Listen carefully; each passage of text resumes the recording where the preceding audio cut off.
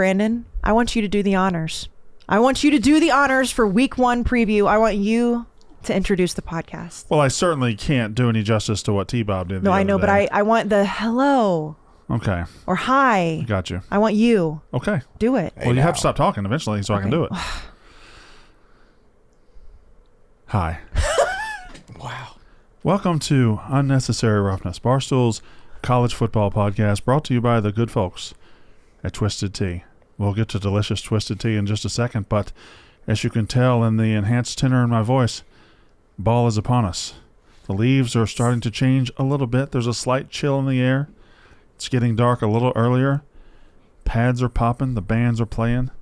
And on Saturday, you're going to wake up first thing in the morning and you're going to think, man, how far is kickoff? Then you'll watch the pregame show of your choice, hopefully Fox Big Noon Kickoff. Although, shout out to Lee Corso for his last show. And then about 11 o'clock Central, 12 o'clock Eastern, 10 o'clock Mountain, 9 o'clock Pacific, ball will start. And for the next 12 hours, you will transport yourself into a state of being that you haven't felt in 9 months. So whatever you like to eat, whatever you like to drink, whatever you like to partake in, whatever you like to get you in that state of mind, just know ball is here. And it is time. Kayce, it's Unnecessary Roughness. Amen. Woo! Amen. I feel like some take smooth, my hat off for that. Some That was smooth beautiful. jazz should be playing or something, you know? God. Or just the gentle roll of a drum line. Yes, just something very calm. Like just A scenic, a scenic of a stadium should be showing right now. Just like the grass was just coming and just gently just tickling the bottom of your balls. Just like a little, not too aggressive, just a little like, hey, a little ball tickle. I'm here. It's time. Get ready. It is week 1. Brandon, you're sipping on the peach? Well, my boy Lukey always makes sure I have the peach in my hand, yes. The peach, the boys on the couch have got, I see an original. I've got a raspberry. A raspberry. It's here. I have the original right here. Oh, this is nice and cold. Lukey brought me one too. Lukey knows what he's doing. Yeah. They always are cold. This is crisp Twisted Tea right here. Oh, yeah. Little All right, thanks to ASMR. Twisted Tea. So we're officially beginning our first season with Twisted Tea right now. It is. I know. So I was about to say really? it's official. Oh, yeah. I mean, they've been with us. They've been here for a couple of months, but now we're in season. But this is officially in season. It's our first week 1, or it's our first preview of the season. Brandon, I know you and I had to go over the games again. We've been doing this for so long together. Yeah. I think is this our 8th season together? 7th? Is it really 7? 19, 20, 21, 22, 23, 24, 25. We haven't killed each other yet, folks. Well, unbelievable. I'm looking forward to it this year. Yeah, this is it. Is it a murder-suicide, or is it just a murder? No, this is probably it. Okay. This is probably it. All right, so go ahead and enjoy the last couple of days. Yeah, no, I'm very excited. Thank you for that. T-Bob and Ev and Liam will carry it on. Boys, how are you feeling on the couch? Sensational. As Future said, sensational. It's ball. It's real ball. It's no more like, we're talking storylines and drama. We're talking football. Who's going to win and lose these games? Blood, sweat, tears. T-Bob, this time of year, do you still get the itch to put a helmet on? No, or is that gone? No, that's gone. No, that's completely gone. When did that go away? Because we are old now, so remember it's. I don't been a know. minute. It was a weird thing when I first stopped playing. I actually kind of didn't love football as much because I'd been doing it for so long, so intensely.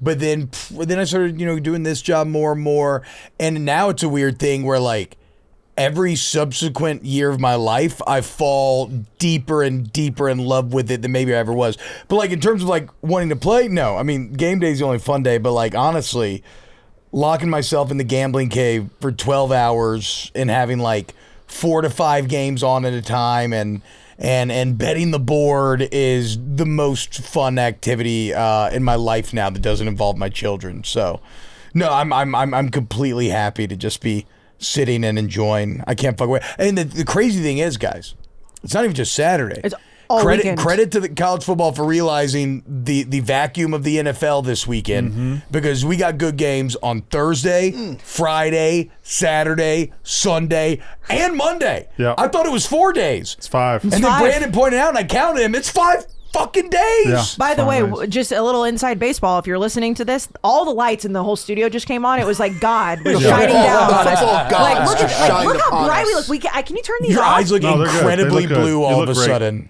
I look like a ghost over here. Well, I think it's it your looks fault good. for not tanning. I can't tan, asshole. Do you tan, Why not? Brandon? You can't tan? Just pause yourself for a second. I had skin cancer. Oh, fuck. Remember that whole? Well, I guess you didn't know me. I didn't know you yet. I know. Tan We'll whatever. talk, okay, it's fine. It's fine. It's not a big deal. It is very bright in here. That's fine. Week 1, Thursday, Friday, Saturday, Sunday, Monday, and I don't know where you want to start. I'd assume you just start with the big one, the big daddy. So we'll start with the big three. I think there's a big three. There is Three a big top three. 10 matchups. Obviously, I don't want to poo-poo matchups such as South Carolina Tech or Baylor Auburn or on and on and on throughout the country. Nebraska Cincinnati on Thursday night. Georgia Tech Colorado on Friday night. There's a lot of Auburn Baylor on Friday. There's a lot of yes. I also said that one already. Oh, my bad. But there's just so many. There's so many good games. This to me feels like as loaded a week 1 as we've had since me and you have been together. I think it might be the most loaded week 1 of my lifetime. There's 10 top 10 teams, right? Yes. 6 of them are involved in a top 10 matchup. That's pretty crazy. So I know we all like to bitch, Liam, about the evolution of the modern game and He's whatnot. the least bitchy in here. Well, he bitches about the modernization. Wait till we see where we go. Okay, But everybody all right, likes to all right. bitch about like the changing fabric of college football. I understand all that, and I'm not saying anybody's wrong or right. Is this a byproduct of having more margin of error?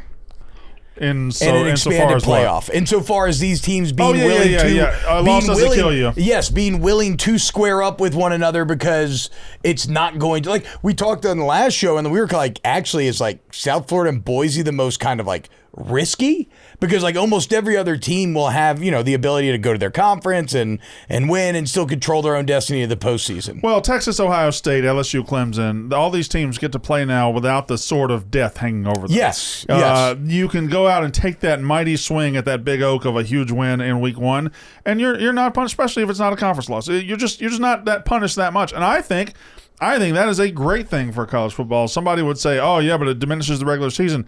Do I want to eliminate Ohio State or Texas in week 1? Fuck no, I don't. No. Absolutely not, I don't. And so yeah, this probably is a byproduct of that. And some of these teams have been doing this for, Ohio State and Texas played before. They played the year you guys won the national title, right? Or at least close, like 2014. We did back in my day, like I said. They played a home and home back then at in some 2011, point. we opened up with Oregon, and it very much was the sword of Damocles hanging over your head. Like, if you don't win this, sure enough, Oregon ended up being fucking awesome. They won the Rose Bowl, but they were eliminated there week track. 1. Yeah. So I like it this way, though, just because I like watching these big brands do battle here right off the jump. Am I crazy? Like, I know we've always had, you have a marquee game on Sunday night. Sometimes even the Monday night game, TCU, North Carolina, it's not ranked, but it's a big one because Belichick and all that.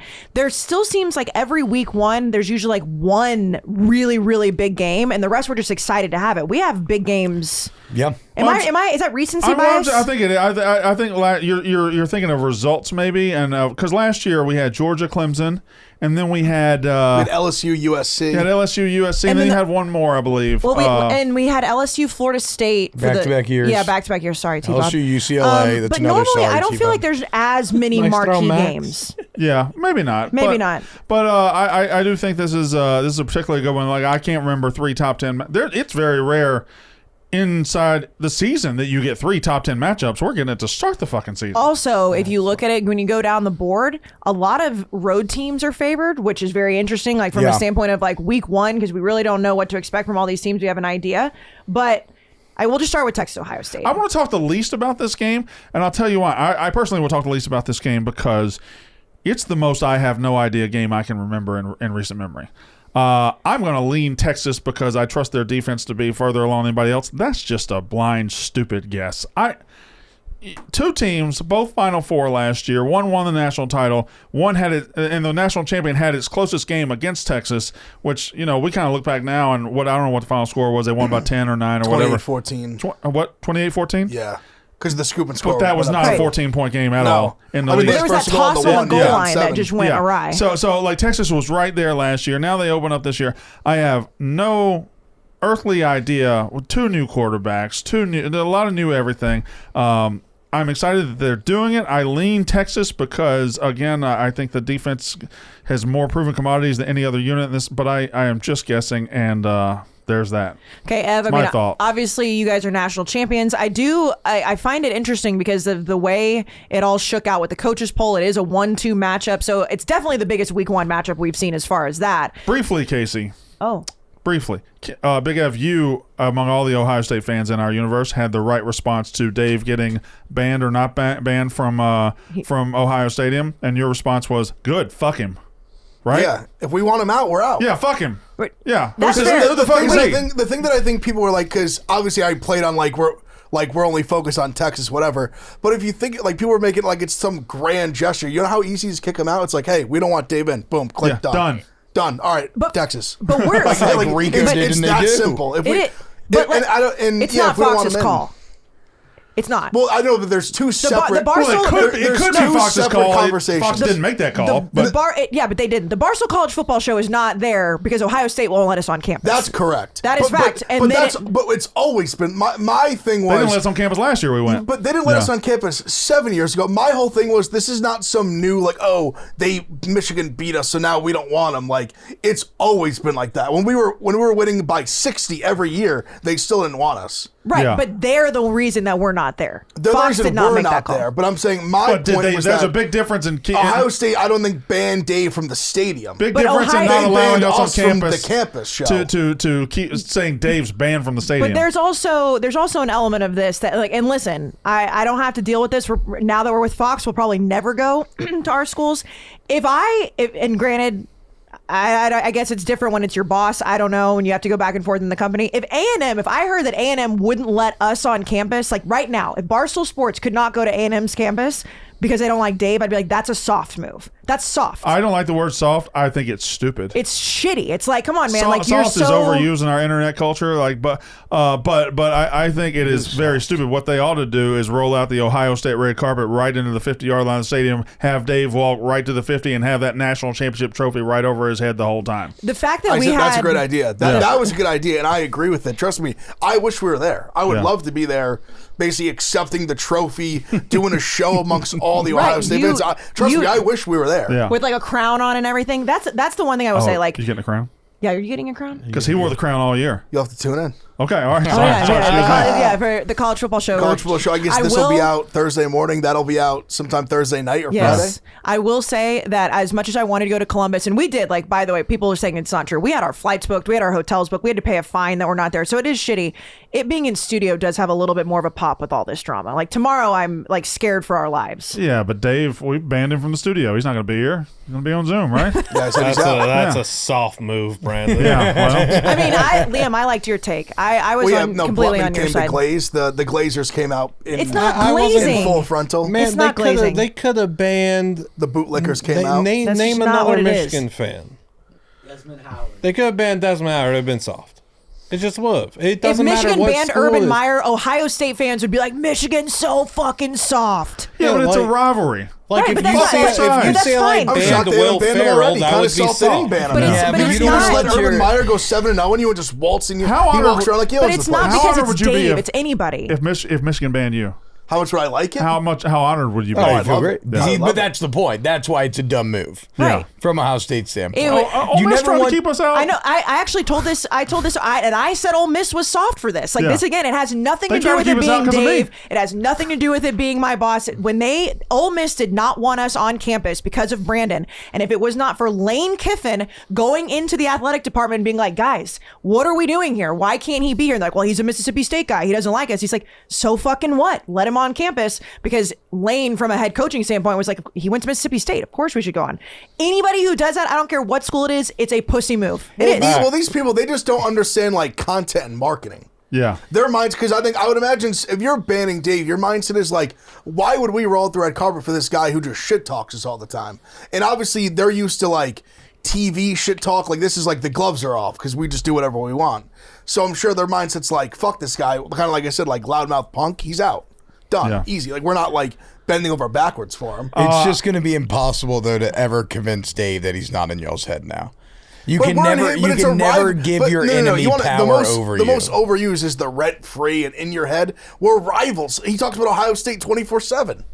That's like, fair. Like all he does, the whole thing was he said the game didn't matter. Then it became his personality for the whole offseason. That game is truly life or death. It's on your mind 24/7, 365. It's on both of our minds. That's like the in your head, like they beat us last year, but also we're the champs. 100%. That's why it's such an incredible rivalry. There is an element though, just beat him. Like, let him there. And like, to me, and I know Brandon, you said this, it's 100%. It would be so much better for him to be in the stadium and have all of the Ohio State fans, 106, 107,000 people just like booing him. Like, I mean, he would love it because he's like built different with that. But like, that would eat me alive way more than not being allowed there. Well, I opened a rabbit hole that we went down. I apologize, but we had to talk about Dave a little bit. The game itself. Yes. Let's not focus on Dave. That's all he wants, and he doesn't deserve it. He's an asshole. Big Ed, back to your game.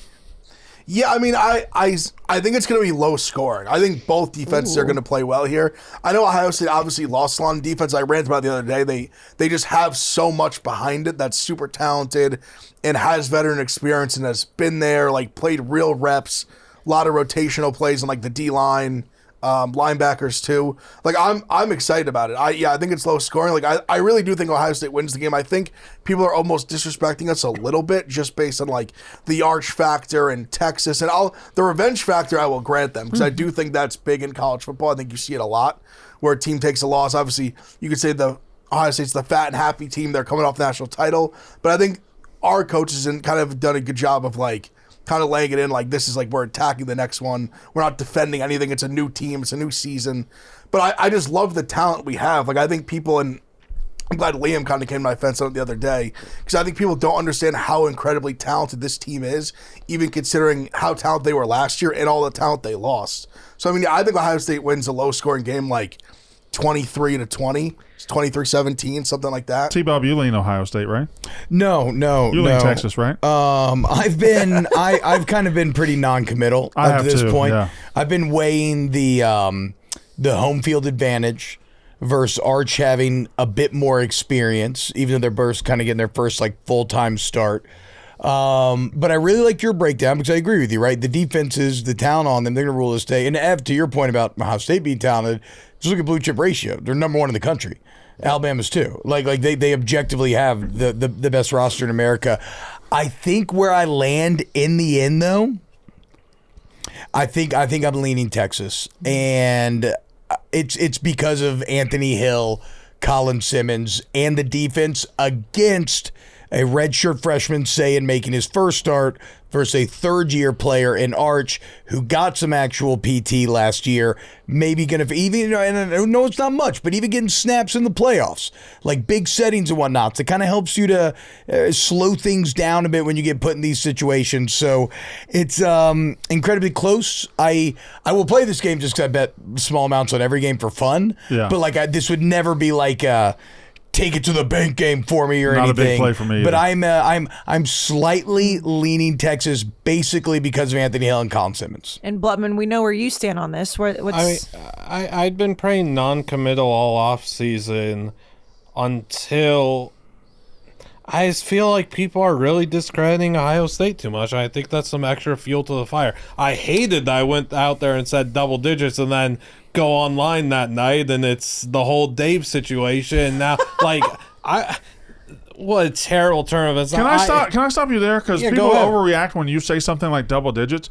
It can be a very close game and a team win by 10 or 14 points. Yeah, exactly. Just look at what happened last year. Just like it was last year. In the playoffs. Yes. There is a perception that when you say double digits, it means complete beat down, a complete onslaught. And it just doesn't. I think Ohio State wins a 31-21 type game. Tough, contested. I just think at the end of the day, playing in that environment might be a little too tough for Arch off game one. I think we're really going out there and discrediting Ohio State and not expecting them to have another elite level defense. Knowles isn't there, I get it. They lost some key pieces, I get it. Kenyatta Jackson, remember the name. They still got Caleb Downs. Brandon, wasn't he your number one player in the country? Like they've got dogs everywhere still. And you've got Matt Patricia's NFL mind coming in. He's going to be delivering some good stuff their way too. I just feel like, hey, most of the talk in this game is just about what Ohio State lost, not also about what Texas has lost, not also about what Texas is having to deal with going up to the shoe, playing that. I think it's too tough a situation. To me, though, this idea of loss and addition is basically a wash because they're the same in that regard. Yeah, they that's both fair. lost a ton of NFL talent. They both still have a ton of NFL talent. They both added a ton of NFL talent. They both have incredible recruits that are NFL talent. So, like, that's kind of a wash to me. Ev, I meant to mention this. To me, one factor I hate for Ohio State is the championship hangover. And you can do everything in your power to fight against it. But I've talked to multiple coaches. We've seen it time and time again. When you finally ascend that mountaintop, it is damn near impossible. That's why a guy like Nick Saban stands out amongst all, right? Yep. It is damn near impossible to maintain that edge, maintain that drive. And from the Texas perspective, you have the polar opposite. You have the direct revenge factor from losing, but also you got back-to-back Final Four appearances. Hunger's still there. So you've been close. You're in the midst of a multi-decade championship drought. And so that's actually probably the reason that is like the straw that breaks the camel's back and makes you pit Texas in a low-scoring, close game. Texas, to me, fits the profile of Michigan a couple of years ago. Not exactly built the same way, but Michigan made the playoff, got killed by Georgia. Yep. Then they made the playoff again. They got beat by TCU. Then they made the playoff again. They won the national title. This feels like that sort of step ladder up to the championship that Texas could be taking. Kayce, I don't know we know what you think. No, I mean, I've gone back and forth too, and obviously, like, this is where I have to take my fandom out of it. It's hard. I mean, it's hard, but that's what we do here, right? I will say, Not really. we don't take our fandom out. I of don't. it. Well, but if you thought, Fuck these hoes. no, but if you thought Ole Miss was going to win a game, I'll say it. yeah, you know what I'm saying. I will say, hand up, Blutman. I fall into that trap. When you said Ohio State by double digits, my immediate thought was you were like, Ohio State's going to win. To be fair, I mean, I get what Blood's saying with the context, but you are implying like it's not a bad it's not a bad takeaway I think though. you're implying like a sound win. Yes. Like you controlled the game, but I think that's fair. Like I think you can control a game and it'd still be a good game. a good game, but like they clearly kind of always have the edge. You kind yes. of always feel like they were the better team. Double-digit win speaks like controlling win. I agree. And so I know we talked about, I said this too, it's like, you know, the Ohio State having 8 new starters, because I do agree, you're reloading, but the experience is not there. And I mean, Texas has 4 new offensive linemen, so it's the experience is not there. The talent is there on both rosters, no question. It is interesting that you have, you know, Julian Sayon and, is Sayon or Sayon? Sayon. You ever watch Dragon Ball Z, Kayce? Where would the O sound come in? Sayon? Sayon. With an Sayon. I. Thinking like, hey man, I'm just saying. What they been saying? Yes. Why did correct. I think that there was an O sound? Did I try to fancy that up a little You bit? did. Julian Well, I can Sayon. help her. Have you ever watched Dragon Ball Z, Kayce? No. Okay, well, Goku, Gohan, they're Super Saiyans. They're the Saiyan race. Saiyans. Okay. Yeah. Well, I You know anything about that? Okay. why did you make that face? I just want him to continue that explanation. T-Bob, flesh that explanation out a little bit more. Yeah, so the Saiyan race are a group of aliens that crash landed on Earth. Of course, when Goku was a child course, under a of full course. moon, Yes, they'll okay. transform into a giant orangutan type monkey looking Everybody knows creature. that, yes. And when they go Super Saiyan, which is an incredible power level, the hair goes blonde, eyes go green. Right, yeah. In fact, to train, they have to beat their bodies up, and when it rebuilds, they come back bigger, stronger, and faster. Kind of like football and weightlifting in that regard. So Julian, Super Saiyan, gonna go Goku I this was about to season. say- Sports Illustrated was still a thing. The magazine in Ohio State won this week. The magazine we would have in our mailboxes next Thursday would be a picture of him about to pass, and it says Super Saiyan. That'd be so With sick. like, what color are his eyes? Does anybody know? He's a handsome kid. Like He if is he a had like handsome green kid. He's a little bit too pretty. Ed. No, that's- he was getting shit on I think he's because a little he's- fratty, isn't he? A little fratty. No, because he looks very young. Yeah. And he Yeah. is young. He's Yes, a he true is young. sophomore. Does But he- he has the face of like he has not a stitch of facial hair on him. He's got a model He face. kind of looks like a maybe an Ole Miss quarterback a little bit. There you go. So Yeah, that's, he He looks yeah. like a But then like again, so a- does Arch Manning. That's true. Like a teenage Abercrombie model. Yeah, he looks like he would go straight to the square at Oxford. Looks like a But combination No, of I'm Mousek and- getting more like Kid can sling the rock though. I'm getting more like New York City, Upper East Side, Chuck Bass. Like he just kind of has a look Oh. of disdain for for like someone like an average like person. he doesn't even know how much money's in his bank account. No, to this exactly. day. And we'll never know or chance. care. And we'll never know or care. Yeah. But he's also got a slight bit of like if you just threw like a little dirt in his face, a little greaser to him. Yeah. You could Well, see and the again, to be hair. fair, Arch Manning does too, Like but maybe a because Fight Club version of him. Yeah, where definitely. He's, See, yeah. that's the saying I want to see. you know what Like he, that he'll surprise you know what? you with his grit. You know what he would be perfect in like a Tim Riggins role. That's Yeah, what you he would think? look like. You But know, he's it's slightly, but Riggins had Friday Night Lights, he's T-Bob. slightly too rugged. Oh. Like saying is admittedly little little fancier than I saw T-Bob go right to Google. I didn't know. It's Taylor Kitsch. Okay. You yeah, don't that know makes Friday sense. Night Lights? Well, you didn't watch, you didn't watch the TV I show. love the movie. I'm He obsessed just with the movie. explained Dragon Ball Z in depth. I never watched the. You don't hang around T-Bob much. That's he's built in a jock's body. Yeah. And he likes sports. That's a fucking nerd over Yeah. there. Yeah, when's No, your I love anime that about him, podcast but how on? does he not know Friday Night Lights being from the South? I didn't watch it either. The movie I know was, Tim Riggins, but I didn't watch movie the was show. fantastic. But yeah, the show. I heard the show was great. Actually, I've heard the show was fantastic. It's good. It It's just good. wasn't Very for me. good. Is it- Listen, also did The not know movie's that fucking great. did not Movie's know that awesome. Saiyan was Best movie spelled with ever. an I. I thought it was spelled with an A. That's why I was saying Seon, I think. Well, As- you were- anyways. you were fucking wrong. Anyways, Brandon, I have a question for you about this game. Now, I am going to take Texas. I'm going to take Texas money line. Is it fair, and this is kind of where I landed, is it fair to say, and I know every year is different and we can't always bank on what happened last year. However, they did play and it was a close game other than the score. I mean, that toss on the goal line. But is it fair for me to say that Texas is a better team and a better roster this year than the team that played them last year?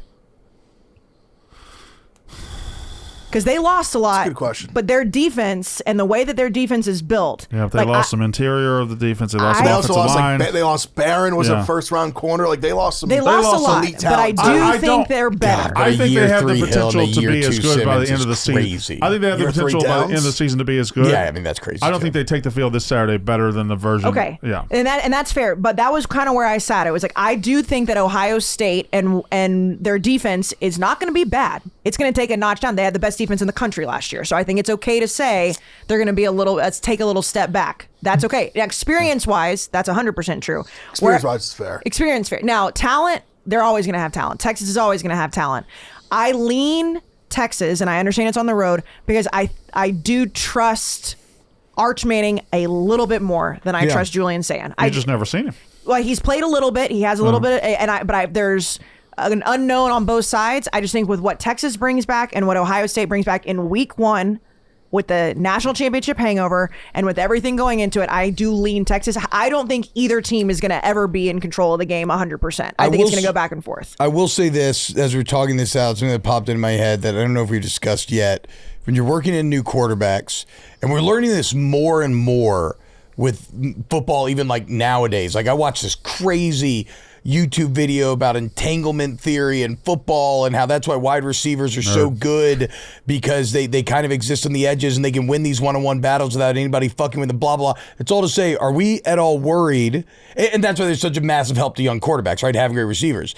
Ohio State has a huge advantage there, right? I mean, I know Texas has talented guys, but they're replacing Worthy, they're replacing Golden. Like, we've just kind of glossed over the fact that Texas is replacing a ton of their receiving production, and Ohio State's bringing it back. Yeah. I think one thing I want to say that makes me super comfortable about Julian Sand is the wide receivers that they boast. Max Clare's an incredible tight end that nobody seems to be caring about. They have that significant skill position advantage. We're talking about the passing corps. Ryan Day, as much hate and slander as you could give that man pre-national championship, has done in... How many times did you just see him put Will Howard in a perfect spot offensively? He puts his quarterbacks in really good positions. Well, especially in the playoff, yeah. Vertical passing scheme, and Chip did a great job, and Ryan's going to do a great job again. It's the vertical passing scheme, and they got the great crossers, and you've got these mismatches that you're going to create because you've got Jeremiah Smith, who's an alien, you've got Carnell Tate, who's incredible, and you've got Brandon Hills, who's going to take a big leap. It's like you got those three guys in the vertical passing game with crossers. It's just timing. Blutman, you're about to make T-Bob switch. I'm telling you, I really think we're going to win this game. I think I understand. Like, I think we're going to win. I think the places where we have the biggest question marks are where we're going to shine. Like, our defensive line is going to shine big time. Yeah. I really believe that. Like, Kenyatta Jackson, Caden Curry, McDonald, Edric Houston, like all these guys are so fucking good. And I've played like real football, like big time moments in playoff games, Penn State game, like huge games. And then, like, all the receivers, Max Clare, like, Julian Sand's going to be fine. And I've said it a bunch last year, I'll say it this year. Ryan Day, with extra time to prepare, is a menace. He still doesn't get the credit for it. When he has a few extra weeks to prepare, that team always comes so correct. I really feel good about this. I think the same thing about Sark, though. But yeah, it's fair. No, that's fair. Sark's a good coach, too. We got to move on because we took 20 minutes on this game. But well, we talked about Dragon Ball. Yeah, but Texas did hold Jeremiah Smith to 1 catch last year. Yes, they did. Yeah, but we won. No, but No, you did. They've done it before. But they can do that. No, but again, go ahead, because Max Clare and Ennis and Tate are going to eat. Fair enough. And that's why I ask about that. I will say about this game, though, and I mean, Michigan didn't hold any water last year because it was the fact that Texas back-to-back is having to play the national champion to open the season is kind of crazy. It's good. But Ohio State 2 games in a row. Good. Like, that's crazy. Was Texas Michigan week 1 or week 2 last year? Week 1. It was week 1? Yeah. I think it was week 2. Was it? I think it was week 2. I might have been week 1. What? I think Texas, it was week Michigan 1, last I think year. it wasn't was it? week 1. I think it was week 1. I think it was week 2. It might have been week 2, actually. No, 'cause we were on the you're right. road, No, 'cause you're we right. were on You're the right. road. You're You're right. You're You're right. right. You're right. Because we never went anywhere for Labor Day. That's You're right. You're right. right. Okay. Week 2. You're right. Wow. So who did Michigan play week 1? Did they I want win? to say East Carolina. I could be Oh, wrong, okay. though. These punk ass hoes I think around week here. 2 was the sexy week last year. Yeah, I think it might have been. That was when like the and we were there. matchups That kicked makes in. sense. Wisconsin, yeah. Yeah. All right. Now, I want to get your ass in the jackpot now, Mr. LSU Clemson. Fresno State. Mr. What? Mr. having lost 5 season openers in a row. Mr. Brian Kelly's my Hey, coach, and I'm sure of it, but until I'm not. Mr. Brandon, I was half doing a some decade of not winning the game to start the season and You all got the some miserable research? feeling that comes No, I along was doing with some that. research earlier for tomorrow's show, but I knew that you would probably be very excited. I did not realize that in this 5-game losing streak, Mississippi State is Oh, the first the one. 2020. They started it right after. So back in the day, Mike I had Leach, Brandon, the first Yeah. game. Mike Leach's first game ever. I didn't put that together until I was doing because I was going back to find exactly, That's all how the me and opponents. T-Bob met. I had Is it Brandon really? on my radio show that week, and And I said, "Watch out, he boy! The came thunder's on coming." and he did all this like wrestling heel persona bullshit. He cut a promo talking about how Coach O's going to turn back into a pumpkin and Mississippi State's going to beat that ass and all this shit. And you could tell at the time he did not believe it. Bullshit. No, He sold it. He did not believe it. T-Bob, he believed it. Who was your quarterback at that time?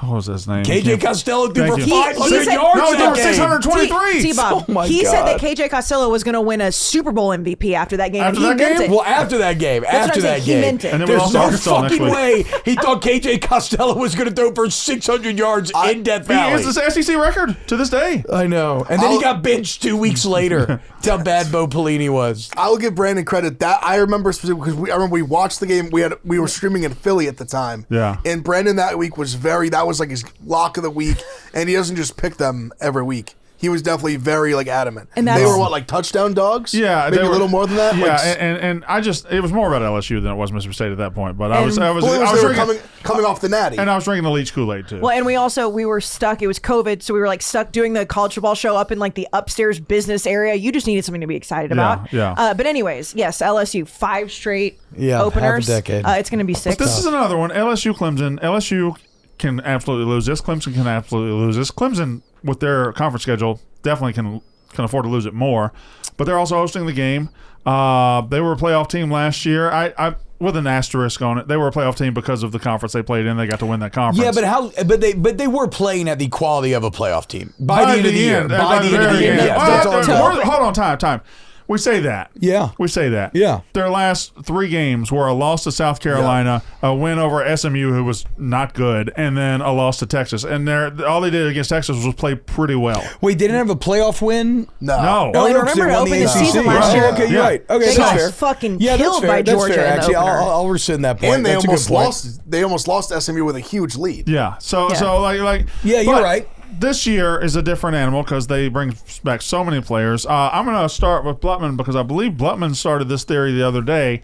Maybe not a theory, but you're starting to get a little skittish about how much love Clemson is getting. Yeah, I'm sure we'll agree with this. It's just the mush factor. It's everyone's hopping on to something, and you get a little scared and cognizant. You're thinking, well, if everyone on the planet is thinking this, maybe I shouldn't also be. It's legit just the mush factor. I think, honestly, I would like Clemson more throughout the season into the playoff if they were to drop this game. I would like Clemson more if they had the loss, learned from that, Dabo chewed them out, got into them, and steered the ship in a different direction as opposed to going out here, winning out, going into the playoff, number 1, undefeated, target on your back. I'd like Clemson more if they lost. Straight up, I just don't think they'll lose. Yeah, I again, and bias is funny because it works in both ways. It's like the coach's son theory. If your kid's on the team, do you go out of your way to play him, or do you go out of your way to make him work harder? Right? Like you can overly judge your teams that you love because whatever. But I don't think I'm doing this here.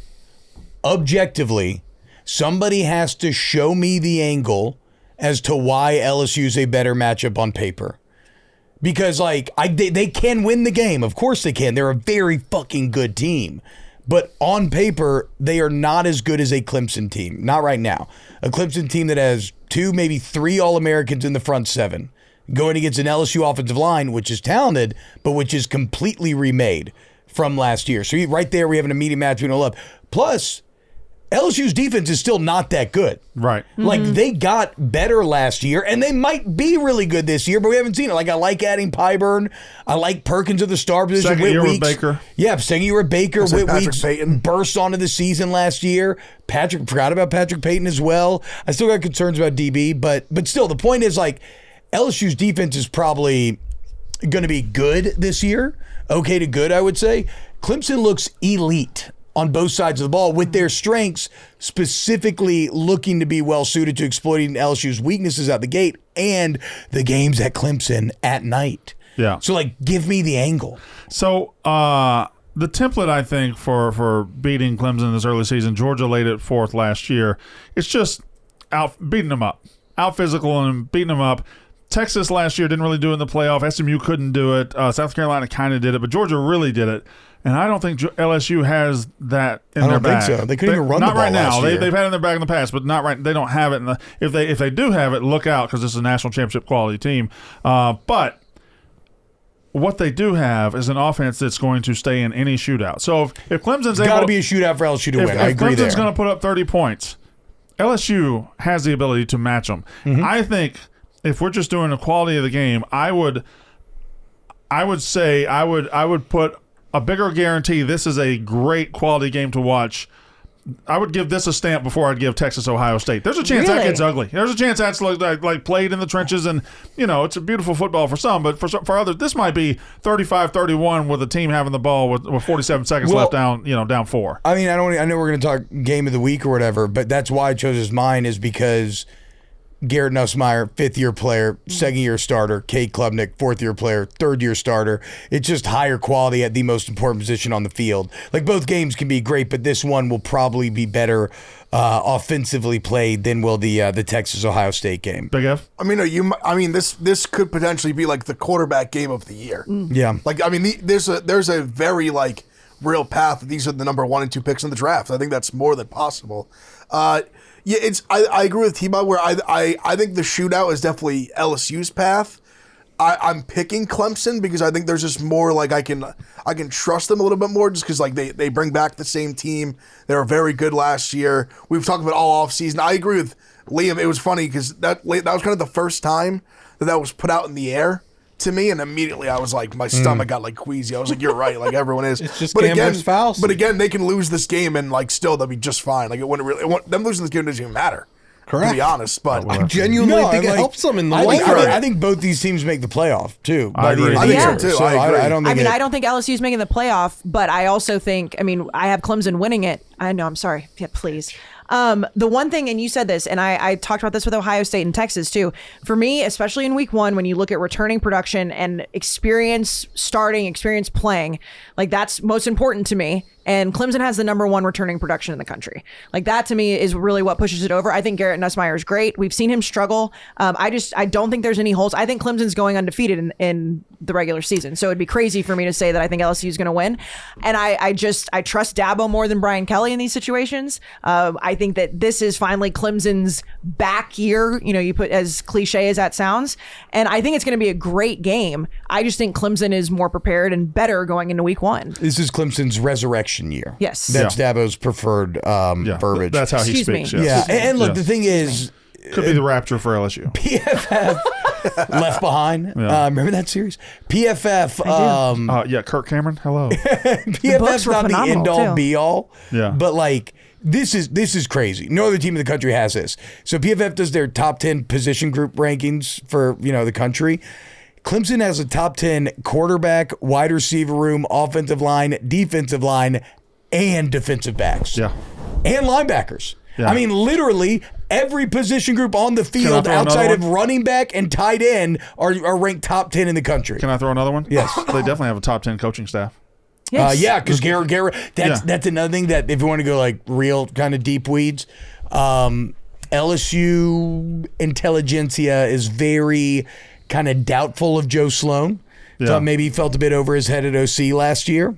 And we all know that Garrett Riley is objectively an awesome offensive coordinator. Yeah, and they but bring y'all Tom aren't- Allen defensively. Y'all aren't happy if at least one or two of the coaches aren't like on firing watch at all Well, times. that's just at LSU. college football. Yeah. I mean, come on. Yeah. You can't love it. You got to blame fucking somebody, Yeah. dude. Tom Allen at DC too for Clemson. Yeah. I think it's going to be. I love this Clemson team. This fall, Firehouse Subs has your back with hot, hearty subs stacked high with premium meats, melty cheese, and freshly toasted rolls. Big portions, bold flavor. Subs that actually hit when you're hungry, like the New York Steamer. And I've been told by Lukey that when we do this next week, I'll have a New York Steamer waiting for me. Oh, buddy! Not only will you have one of those, you're going to have a lot of Firehouse. Oh, will I? This is one of those days where you and I are going to have to bang out some sandwiches. Next week's going to be good, huh? Yeah. Once football season kicks off, the last thing you want to do is cook. Let Firehouse Subs handle it. Whether you're watching the game, tailgating, or just avoiding the kitchen, Firehouse Subs has you covered. Crave-worthy subs to match every matchup. Download the Firehouse Subs app and get up to $10 off your first order.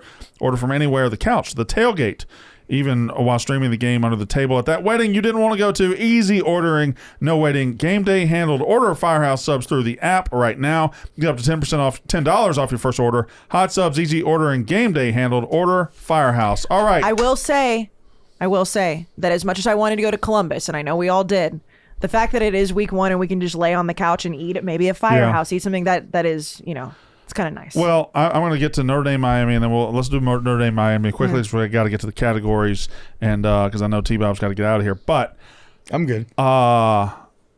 we're not going to Columbus. Where we're going instead in week 2 it's is terrifying. somewhere I have wanted to go for a while. Yes, I don't think we can say it out loud. I'm not can we? going to. I'm not going Well, to. I guess we can because it's coming out on the college football. Oh no, that comes out after this. Yeah, tomorrow. so just wait. We're not going to say it. Okay, But okay. I have. I don't know. I'm just scared. know if you're watching the college football show and we reveal it on Saturday, I have wanted to visit you guys for a while. Do you think there will be some of the opposing fans there to act out again? They won't have the stones. Okay, then I'm excited to go. Yeah, they won't and I'm have the excited to go. stones. Yes, week 2. I'm excited. All right, Notre Dame, Miami. The more and more we get closer to the season, the more I like the Miami Hurricanes. The more I feel good about them being in the playoff. The more I look at this defense that is completely retooled, and not only with transfers, with high quality transfers, and the doomsayers and naysayers that say, well, Krista fraud and all that. I think you're overstating. You're overstating what he's been at Miami. The motherfucker went 10-2 last year, and he had a bad defense, a bad defensive coordinator. He rectified both. And I think he's got a chance. We didn't know they had a bad defense going into the year. That's all I'm saying. On paper last year, we were saying the defense was going to be good. They had like a top 10 D-line group. D-line They was had, like, great, top and 10 defensive everything. backfield was so awful, and they just, whatever. The defense was what cost them going to the playoff. They Absolutely. had everything else to go, and I think Cristobal is a hell of a lot closer than you will admit that they are. And this is statement time for them. Notre Dame made their statement last year after losing Northern Illinois, and they got back to full strength, and they almost won a national title. That was their statement. Now they got to open this season coming off that hangover at Miami. New quarterback, brand new defense. Miami. I think the Miami Hurricanes win this game. I think the Miami Hurricanes are finally, maybe for year 5 in a row of saying this, finally they're more back than they've been. Even though they were kind of back last year, and people just act like they weren't. I mean, they blew it. They blew it last week of the year. Yeah. Well, and the defense. I mean, I will say this, that we talked about this when we talked about Miami in the ACC preview. Like, it all comes down to what Carson Beck is going to look like, because I believe Carson Beck is still a very good quarterback. He does not have to be Cam Ward, and he's not going to be Cam Ward. They have the best offense in the country. He does not have to be him in order for this Miami team to be good. The Notre Dame quarterback situation, CJ Carr, from what you see, they're saying potentially like it was a very close quarterback battle. Now, Blutman, you would probably know that a little bit more. I don't know how true that is, but I know a lot of things. It's like it wasn't just like a standout situation for who was going to be starting at quarterback. And that to me, now I understand Notre Dame didn't have to go reload a bunch of other places. That to me makes me a little bit nervous just for Notre Dame. Like, you have a guy that you're not 100% sure in. You don't have a Sam Hartman there. You don't have a Riley Leonard. That to me is why I'm also taking Miami. I like Jeremiah Love. I like Marcus Freeman. I think this Notre Dame team is going to be good. I just don't think they're going to be as good as last year, and I think Miami is going to be better. Blutman, thoughts? I'm building up to T-Bob because I just want him to hear all this. For sure. I don't really look too much into quarterback competitions, like getting deep into August or whatever.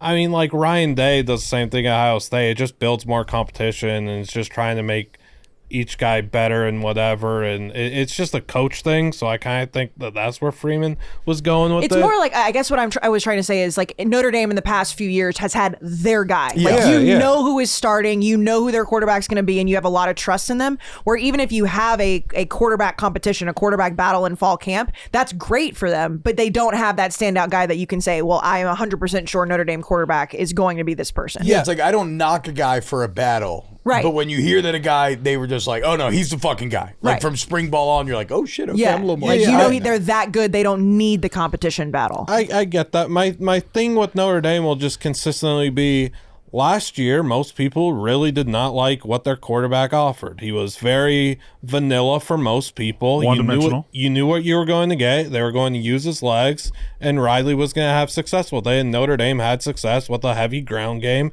and they knew their identity. And once again, they still know their identity. They still got a superstar running back. They've still got a bunch of hog mollies on the offensive line that are going to go do absolute damage. So I really still like Notre Dame. Miami, I'm still going to have the same question marks about Miami as I've had before. And if they couldn't do it last year with Cam Ward playing out of his gourd week after week after week, backpacking that team, making Shannon Dawson's offense look pretty dang good, Shannon Dawson with Carson Beck's going to really just...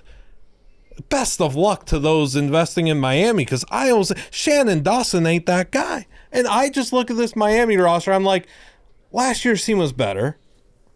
I don't know what you're going to be able to extract. Last year's offense was better. I'm not buying in on this defense. They got to show me something. What Corey Heatherman has brought in, and like they just completely, you talk about transfer portal, what they brought in on the defense. Now, I can say this, just like Ohio State's defense, Miami's offense is going to get worse. That's what happens when you have the number one offense. That's what happens when you have the number one defense. Like, this is an objectively, on paper, better defense this year. They also could have been 8-4. Like, I know we don't want to play. I don't want to play that Yeah, game. Cal game. Cal. But like you bring, you talk about it with Arizona State a lot and all the close games that they won, the Virginia Tech game, the Cal game. Like they. Oh, I forgot about that play at the end of Virginia Tech. They fucked around. Yeah, they fucked around. They did fuck around a lot. The unfortunate reality with Miami is, year after year, they pretty much do the same thing. They're going to lose a game late in the year that they shouldn't. That's going to be Pitt. They're going to flirt with some other teams that they should destroy. Games are going to be closer. They'll win a few, lose a few. I don't know. I just look at Miami like 9-win team, same old, and we move on next year, and they're going to have a lot of hype again. And I ain't going to invest. And neither will T-Bob. Ev, you want to go? Yeah, let Ev go. Yeah, I've been back and forth. This is the game I probably feel like I have the least read on of the big games, because I think situationally, college football wise, I think Miami, like championship game hangover. They have to go on the road to Miami, a spot that historically they haven't done well in these spots. But at the same time, even the Cristobal thing with Freeman, I think it's real, because I think you've seen Freeman. I think what he does, like, he gets the most out of his teams, even in the championship game. Like, that team, like, really, that roster really had no business being in the title game compared to some of the other teams in the country. But he got them there, and that team got there because like Liam said, they have a great offensive line, great running back, really good defense, and they're going to have that this year. Like, the quarterback situation to me doesn't really matter that much. I agree with Liam. Like, they're not going to lean on the quarterback. They didn't lean on the quarterback last year. And now besides to run the ball, they're going to run the football with the best running back in the country with an elite offensive line, and they're going to play good, sound defense. And that's why the more all week I thought I was going to be at Miami, and I think literally in the last 30 minutes I've talked myself into Notre Dame just because I trust them more, and I trust more like what they're going to bring to the table. Like, you can set your watch to running the football, play good defense. Like Miami, it's a lot of question marks and home field advantage. Like, I think that's kind of what you're betting on. I think I just talked myself into Notre Dame. And what home field? Anyone wants to show that. I fucking hate Notre Dame. I despise Notre Dame. But the more I think about it, I just trust Marcus Freeman and what they're going to bring to the table more than Miami. Like, could Miami be good yet? Like, are they going to be better defensively? Probably, because they're going to be more talented. But that's a lot of puzzle pieces coming together very fast. Maybe are they better at the end of the year? Sure, but coming together week one for like a very tough team and what a do you think about well-prepared Carson team. Beck? I don't mind Beck. Like, I think he's going to be better than people think.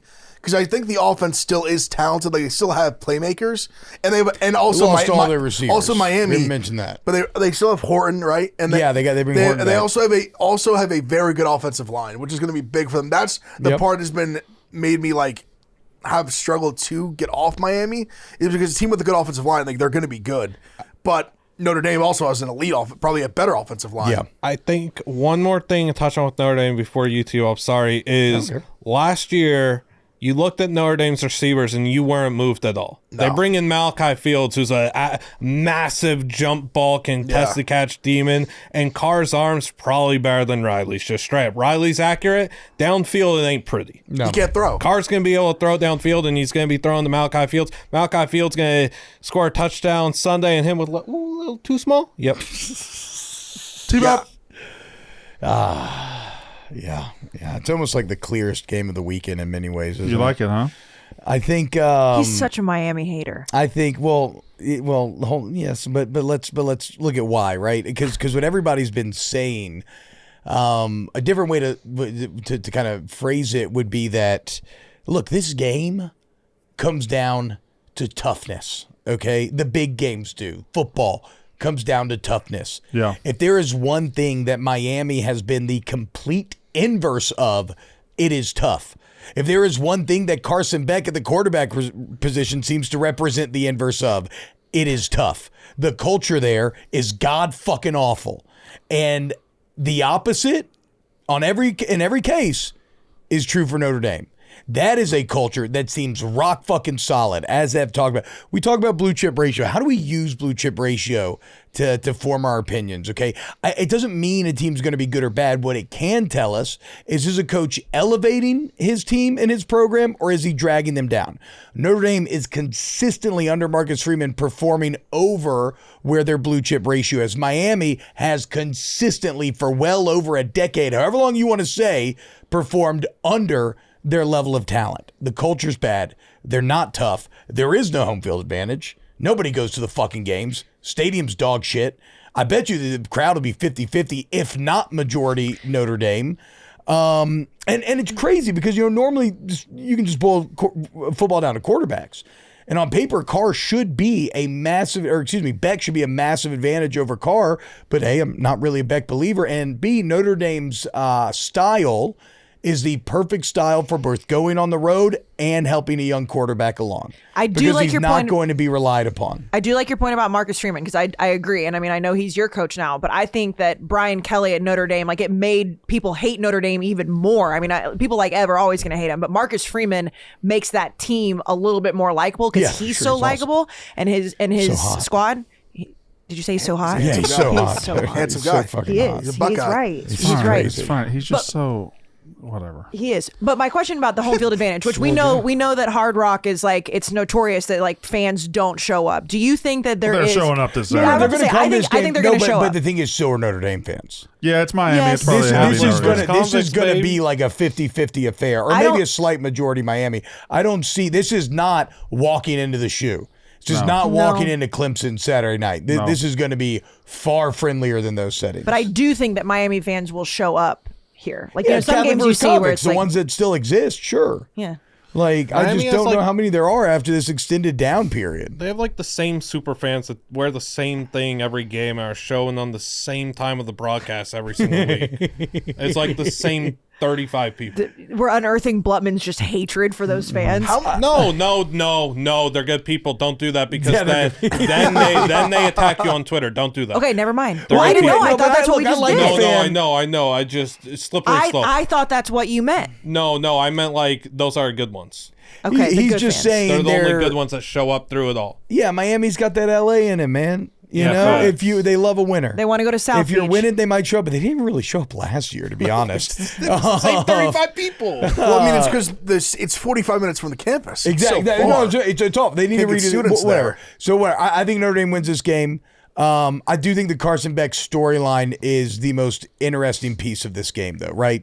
He gets the big. We have not seen a player in the country have such a.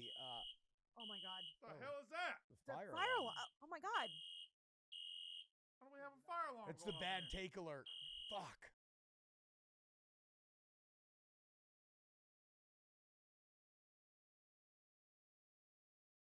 We're back, and we've been outside. The fire alarm that you guys heard, it lasted a lot longer than we thought it would, and I fear for Brandon's well-being at the moment.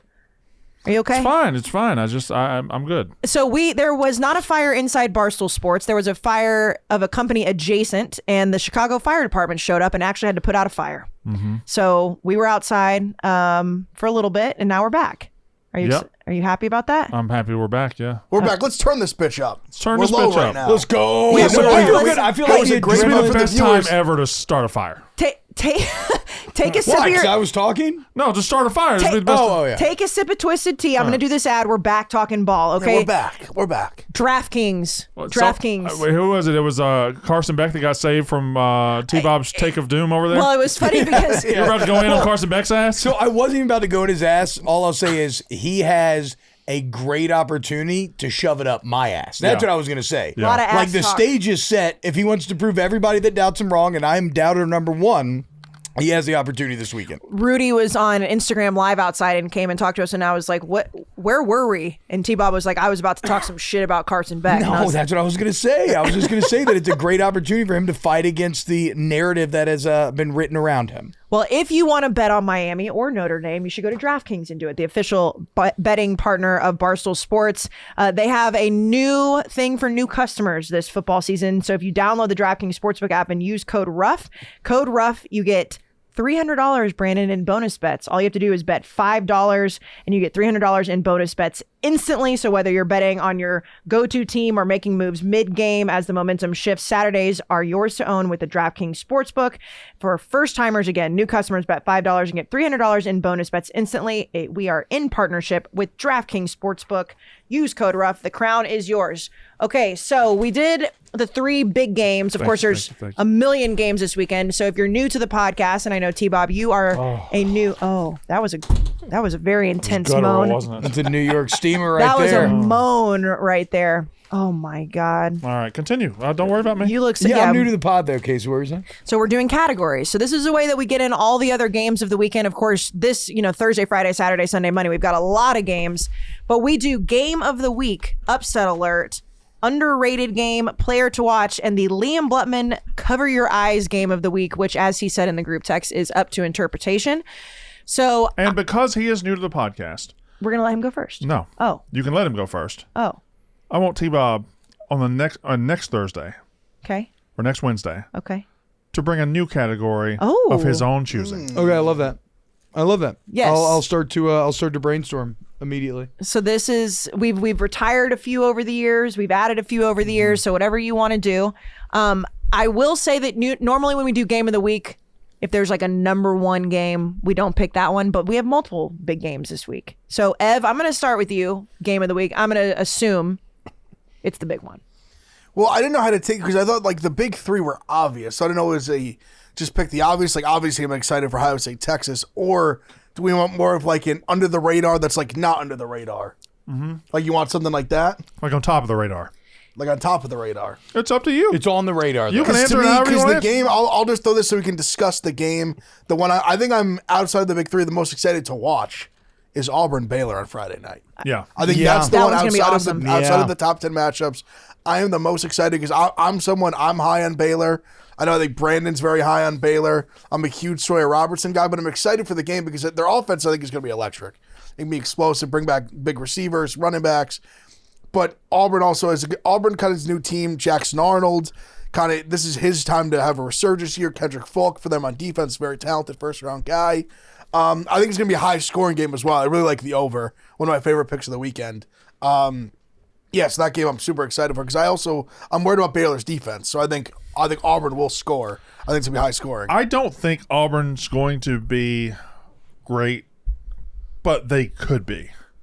I think it's in there. It's possible that it is ruminating in there. They have potential to be there. It could be a 9 or 10 win team. I don't think it will be, but the pieces are there that if Jackson Arnold is the guy, it could be. I think even for I wanted to say this point. Get off my head. The way the season ended for Oklahoma, obviously they had the big win against Alabama, but after they bench Arnold, you saw he wasn't the problem. Mm-hmm. I don't think it's a very good point. Arnold played bad, no doubt. Like he had some bad moments and really struggled with some bad fumbles in the Tennessee game and all that. But you saw like their offensive line was terrible. And that's why their offense sucked. Oklahoma's defense was good. That's why they hung around in games. That's why they beat Alabama, because their defense showed out. But their offensive line was atrocious. They couldn't move the ball. And Hawkins could have run a little bit better, but he wasn't a better quarterback than Arnold. He still is a better quarterback than Arnold. So I think an Arnold resurgence is like very, very possible. Well, we talked about that when they made the move from him. It was that they took the rug out from under him way too quickly. My question is I know you guys are very high on Baylor and Sawyer Robinson for good reason. I mean, the offense was rolling at the end of the season last year. Do you think, even though it's week 1, don't you think that this is going to be the best defense they face all year? Possibly. Very possibly. I don't think there's any Big 12 defense that's going to stand up to Auburn's defense. Now, I'm not saying they have shitty defenses, but I'm saying, I do think from a talent standpoint, and, to Brandon's point, we don't know exactly what their ceiling is going to be, but I think Auburn's defense is going to be pretty Utah, stout. maybe? It'll be, look, Auburn will be the most rawly talented team that Baylor will face all year. And, again, you can just go look at blue chip ratio, and that is true. I think this is a massive, massive game for the Big 12 because I kind of feel like Auburn's going to win this game because of the talent advantage. I mean, their receiver room's fucking insane. If Hugh Freeze can't make it work with Jackson Arnold and these receivers, then he's never going to make it work, right? So I think Auburn should win, but that's kind of a odd thing to say because I think Auburn's middle of the pack SEC. Mm-hmm. And I think Baylor legitimately is near the top, if not the top, of the Big 12 potentially. I mean, they have all the returning production. I think they're like 9th in the country to build off of from last season. Dave Aranda taking back over play call defensively should help. So, I mean, I guess what I'm getting at is I think Auburn wins, but that's going to be a blow to Big 12 conference pride if that's the case. And it'd be a very impressive win if Baylor were to come out and get it done. All right, game of the week, T-Bob. My game of the week. So initially, I didn't know how this worked, right? So I had LSU Clemson for the reason I said, right? I'd take it over Texas Ohio State because of the quarterbacks at night, the setting. I like it. I'll go Nebraska Cincinnati. Now, the time of release, that's going to be tonight, 8 p.m. Central. And I guess this is another one the same way, like if Auburn can't beat Baylor, then they're really going to suck and I'll never believe in Hugh Freeze. Nebraska has to win this game. Cincinnati's fine. Brendan Sorsby's probably one of the more kind of underrated, exciting quarterbacks out there. But this is Matt Rule year 3. And there's a ton of pressure on Dylan Raiola. I didn't realize, I knew it felt this from watching last year where it's like at the beginning of the season you were kind of excited about Raiola and then he completely disappeared. He was at 9 touchdowns, 2 picks to his first 5 games. Over the last 8, 4 tuds, 9 picks. Not good. So he didn't just fall off. I mean, he was like a car in an old cartoon where like the wheels and the axle, he completely fell apart. But you add Dane Key from Kentucky, you had Hunter from Cal, Barney was good as a freshman last year. They got some really good offensive linemen in there. And again, Matt Rule, year 1 at Temple, 2-10 to 6-6 to 10-4, right? Baylor, 1-11, 7-6, 11-3. Now he's 5-7, 7-6. This is where it has to happen. If they're going to hit double-digit wins, if they're going to make the playoff, they have to win this Cincinnati game. So I'll go with that as my game of the week. Liam? Yeah, gang away from the big 3 as we should because we've discussed them in depth for a bit. It unfortunately falls at the same time as Mississippi State, Southern Miss, and Ohio State, Texas. It's Syracuse, Tennessee, and the ATL. I'm really looking forward to this game for a multitude of reasons. The first, obviously, Volunteers, quarterback swap. Nico's out, the hothead's out, the dad's out there, and now you're into the Joey Aguilar show. We'll see what that is. I think it's the only program in America where I would have some sort of confidence in Joey Aguilar because of, as I've talked about in recent months and weeks, whatever, Josh Heupel makes things easy for a quarterback. Josh Heupel caters to Joey Aguilar's greatest strength, the vertical passing game, the big, strong arm, limit the turnovers. That's what I'll do, so I'm really curious to see how that looks. On the other side, Syracuse has a guy who turned 17 years old in the spring. As one of the youngest players in college football. He is starting at cornerback day one. He is also playing wide receiver, and they will look to funnel him touches. Is going to be one of the most exciting players in the country. It's true freshman Demetrius Samuel Jr. Again, turned 17 in the spring at a P4, playing two ways from day one, and you're starting corner. Can't wait to see how Demetrius looks. And I just want to see how Fran Brown's team plays. This is a very talented Syracuse team who is the unfortunate... Unfortunately, they're playing one of the toughest schedules in the country. They're at Clemson, they're at SMU, they're at Georgia Tech, they're at Miami, and they're at Notre Dame on top of playing Tennessee on the neutral. This is a team who legit does have playoff potential in 2026. They don't this year because of the schedule. If they have the right QP next year. So I'm looking at Syracuse. I'm looking to see all season, watching closely. I'm looking for promising signs. I'm looking for momentum rolling in 2026. I like Syracuse potentially playoff next year. So yeah, that game. Kayce. Of all the ones we've mentioned, I like Virginia Tech, South Carolina. I mean, it's like the 3:00 game on Sunday. I'm very high on South Carolina. I know we've beaten that horse very dead at this point. Virginia Tech's interesting to me. I'm just very excited to see, like, every time you come into a season and you have all the hype as a team like South Carolina with all the question marks, just to watch that game play out, and it's a little appetizer before Notre Dame, Miami. I'm very excited about Sunday. I think Sunday overall is going to be a great football day. I'll go now. I think you're all being too cute. I think you're all trying to avoid the big three. But we just said other than the big three. Yeah, I said LSU, Clemson. Yeah, I don't know why y'all said that. We have never done that. We've never done that. That's what under the radar's for. We have never once. That's what I was thinking. Tennessee, Syracuse is my under the radar. We talked about all three in such depth. That's fine. Okay, LSU Clemson is my favorite game of the week. Okay, there's the answer. And that is my answer as well. LSU Clemson. Listen, game of the week is game of the week. It's game of the week. And LSU Clemson. If we're stacking all the games, obviously Ohio State and Texas are playing. That could be an answer. Notre Dame, Miami could be an answer. I personally think watchability, entertainment-wise, LSU Clemson is going to deliver the most, and I would choose that one. And not only that, the lead-in, T-Bob's getting thrown right into the fire of this podcast because the lead-in, when your team is in a primetime game and you've got to go live on Unnecessary Roughness right after, it is something.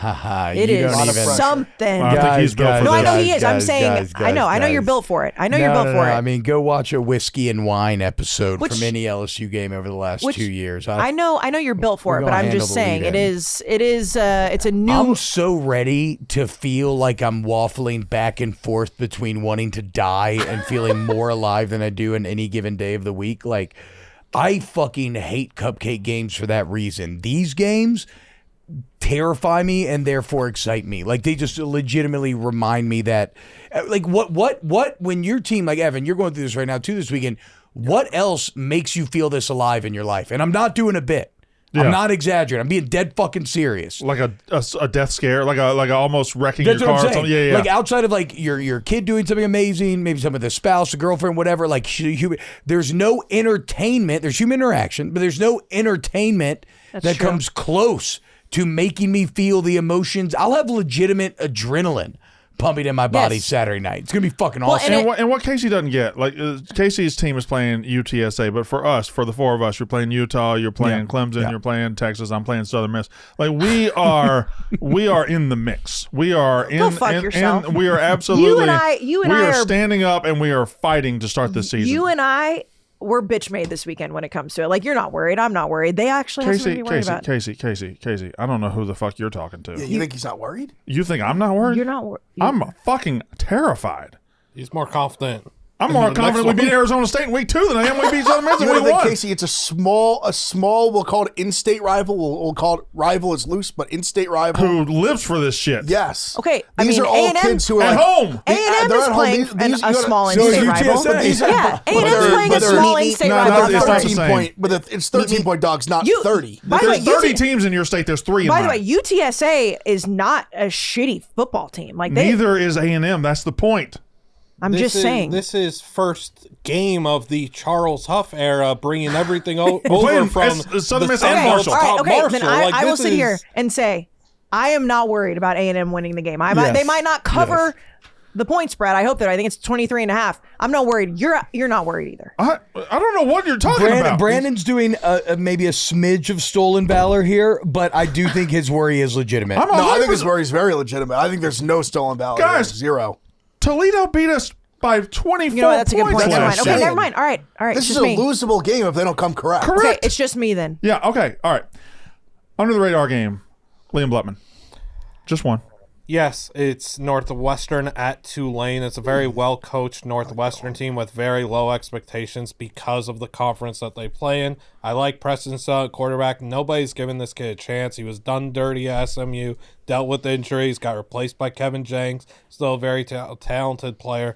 Look at Griffin Wilde at receiver for Northwestern. You're going to see a guy who's going to be playing on Sundays, dynamic footwork, super tough to tackle after a catch, getting paid a good chunk of dollars to play at Northwestern after showcasing his game at South Dakota State, reuniting with his true freshman season OC there. They'll look to get him the ball in so many ways. He's their best player by far. Tulane, on the other hand, legit playoff aspirations. Fuck yeah, dude. Now, their schedule is very tough to start the year. You've got Northwestern, you're at South Alabama, you've got Duke, and you're at Ole Miss. How are they going to brave that storm at the beginning of the season? How's Jake Retzlaff going to look at Tulane after just getting there a minute ago? It is a very exciting game.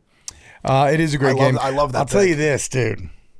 I haven't looked at any weather forecasts, but 11 a.m. in New Orleans, coming down from Chicago, motherfucking Wildcats may be in for a rude awakening. Yeah. They're gonna feel like they stepped into the fucking armpit of hell. Yeah. You're looking at potential scattered thunderstorms on Saturday, 86 degrees humid. There's Yeah, gonna wait be till that humidity comes. Wait till that sun comes out after the rain passes. There's going to be so Gross. many lightning delays on Saturday that we just don't anticipate. Yeah. We're sitting here so Why excited. would you say Stop. that? Trust me. Listen, I've been here. We've been here. We know. There's going to be so many fucking lightning delays on hate a Saturday. lightning Davis delay. Mercer game already got canceled week 0 in the fourth quarter because of lightning. It got declared no contest. And also, that sneaky worst weather of all time is after the rain, humidity in the south. Oh, so it's awful. Gross. T-Bob, under the radar game. So I don't know. I guess I'm the same. I think I have the same game because I'm I thinking thought the same about thing. going Utah, UCLA, but I'm just gonna go with what I'm most interested in, and in my mind, it was kind of under the radar because how big the other ones were, and that is Virginia Tech, South Carolina. And I just want to see Lenore Sellers. I think he might be the single most fascinating character in all of college football this year. With what they lost, with what the expectations are, how much they're going to lean on him. We have thrust him into being a guy who can Cam Newton this thing. And Virginia Tech is a very sketchy and legitimate opponent. Because remember, Cam didn't dominate all year long. No, he didn't. Cam came on and got stronger and stronger and He won stronger some as games the year went on. 17-14, Yeah, yeah. absolutely. The Mississippi State game, I think, was super close. 17-14. Yeah, there it was.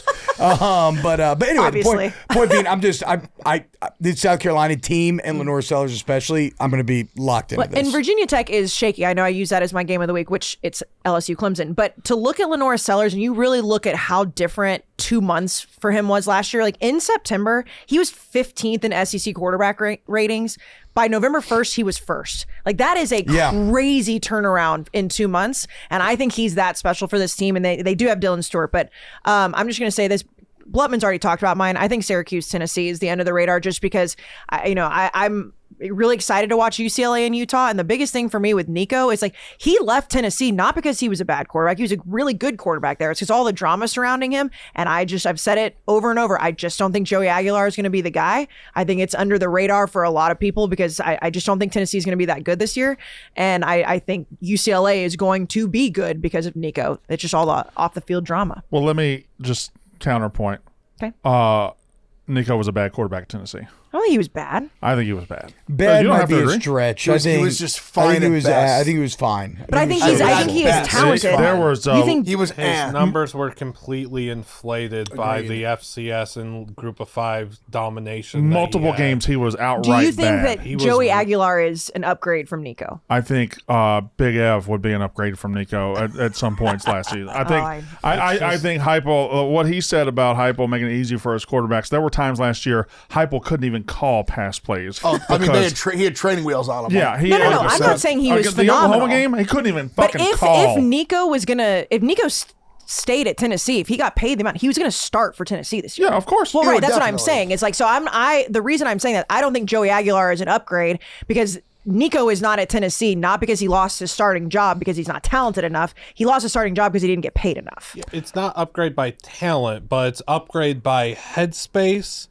and that's as simple as it is. It's Well, just right, straight but up. he would be starting for Josh like Heupel if he leadership. got paid enough. Yeah. Yeah, but That Josh guy can't Heupel be is like the quarterback. Josh Heupel said, "Man, you can't price yourself like this. You're not Right, starting for if he was Correct. worth the cost, they would have paid him enough. I Agreed, understand. yes. Yes. Bingo. Which And he's I'm not. just saying he would be the starting quarterback at Tennessee if he was happy with his paycheck. So it's not like Josh Heupel was like, you're not good enough. Your headspace is not good enough to be my starting quarterback. But I think indirectly he said, "You're not good enough for me to pay you the money that you want." Yes, he came asking for a raise, and he said, "You were average. You don't get it. You're not average at your job and get a raise." Because the other thing is we got to remember about Nico is that they paid him out of high school. Yeah. So they were committed to time. that contract, and so Nico almost gave him an out to be like, "Oh, I can actually justify not having to continue to pay you this money because I don't actually think you're performing at this money's level." Did you go on under the radar game? Okay, go. Colorado, Georgia Tech, Friday night. Yeah. I think that's one of the big premier games that we haven't discussed at all. I think it's exciting. Just like obviously Georgia Tech has a lot of hype behind them. I'm very high on them. Haynes King, Jamal Haynes, going into Colorado where Coach Prime in a world post Shadur, Travis Hunter. What does that look like? Caden Salters got named the starter. Who I mean, he brought Liberty to a huge bowl game a couple years ago. Maybe there's something there. I'm not like crazy about Salter. I think he's decent. Definitely a big downgrade from Shadur. But they also, I'll give Coach Prime credit. He's also brought in a lot of talent as well. Like there are some key guys there. Like I think Seaton, like the tackle was like number one tackle coming into year two. Some other guys on defense. So I'm really just fascinated to see Colorado in a post Shadur, Travis Hunter world going against a very good team. That I think is going to be a very good team. I was going to say Georgia Tech's got to win this game. Need to. It's a scary game. Like as a bettor, like they're laying like 4 or 5 on the road. That's a very sketchy. I don't. As a Georgia Tech guy, I don't like that line. But it also, I mean, there's a lot of unknown with Colorado. I think I can trust a little bit more with Georgia Tech. You can't I'm sorry, and I know Prime's done a great job, and I'm actually a big Prime believer, and I've been a defender for years. But you can't lose Travis Hunter, Shadur Sanders, and get better. That's kind You of how I just feel. can't I do agree. it. And if we're gonna say that Haynes King, and I'm with you, I believe in Tech. I've chosen them, I think, to make the ACC championship. They have to win this game, and I think they should actually. I mean, if they're really gonna contend for the ACC crown, they should cover. I agree. They got to out physical them, which I think they can. Do you think you'll see Julian Lewis at all this game? It's so hard to say. Another one we talk about quarterback. The competition in the summer. Another one got announced literally a few days ago, earlier this week. But again, you don't know how much you can really tell from Julian Lewis is a true freshman. Yeah. So it's hard to for him to come in and win that job over a guy like Caden Salter, who was I know at least 2-year starter. So I mean, it's tough to win a job over a guy like that. Obviously, it's a different Colorado team without Shadur and Travis, but this is the same narrative, it feels like, since Dion has been there. They're always underestimated in their season opener. And I understand it's a different team, but it seems like it is the same thing. We've seen it for the last couple of years. I don't know. I mean, I like that game a lot too. Brandon? What? I disagree with you. I don't want to disagree with you two times in a row. You can disagree with me. me. I What you don't just care. said, they certainly weren't. They certainly weren't overlooked going to their season opener last year. Didn't they play a North Dakota State team where they They barely going into the beat season. them. Okay, all right. We said, And then, okay. who they play? It was North Dakota State? Yeah. Yeah. Great game. Cam Yeah, it was Miller good was game. I'm pretty sure we It was a- sat it was in a this crazy room. shootout. I'm pretty sure we Real sat game. in this room and people said that North Dakota State was going to beat Colorado. Well, when you say people, you mean Blutman, because he's always going to pick North Dakota State over somebody. Facts. I have, to me, under the radar game means the game that maybe not ranked teams, but can be the game of the weekend. That he already used it for his game of the week, but Auburn-Baylor is the game that we could look back in 3 years and say, remember that fucking Auburn-Baylor game to open the season? That was crazy. Friday night, set the scene of, I think that could be the game that you're like, it's 38-38 with a minute to go. And you're like, oh my God, this is something. So I go Auburn-Baylor. As far as upset alert, we kind of touched on this the other day. If anybody changed theirs, that's fine. My upset alert, I think it is a clear. There are two, and one I skip because they're number 25. I think it's South Carolina against Virginia Tech. South Carolina, so much hype, and it's based on two players. It is. It's based on the quarterback and Dylan Stewart. And if your hype is based on two players, there's a hell of a lot more than two players to play this game of football. And they say, South Carolina fans will look you in the face and say, yeah, well, we upgraded all our defensive positions. Really? You upgraded from the motherfuckers you had on defense last year? They lost Kennard. They were and dogs. Tonka, They were fucking dogs. You How upgraded we say his name, the safety. Was Yeah. If you upgraded from those guys, then you're a national title contender. You didn't upgrade from those guys. You're lying to yourself. And I think Virginia Tech is – South Carolina is in the exact position Virginia Tech was last year. Virginia Tech had a good finish to the season, had Kyron Drones coming back. Everybody was about Kyron Drones this time last year, and they lost to Vanderbilt to open the season. I think they flip it around and do the same thing to South Carolina here. South Carolina's on upset alert. To be fair, Vanderbilt was pretty decent last year. They were okay. They weren't We didn't know the at the Vanderbilt time. of the past where it's like they went out and lost to like the but shittiest that was Vanderbilt another ever. element of it. That Yeah, was that's another fair. element of it that we thought Virginia Tech was the team that was going to improve, and it was actually Vanderbilt that was better. Like, Vanderbilt beat Alabama, and that's great. They also lost to Georgia State. So like, if Virginia Tech was worth their salt, what we thought they were going to be last year, they would have handled it. T-Bob. Yes, upset alert for me. I mean, Thursday night game again tonight. It's got to be Boise.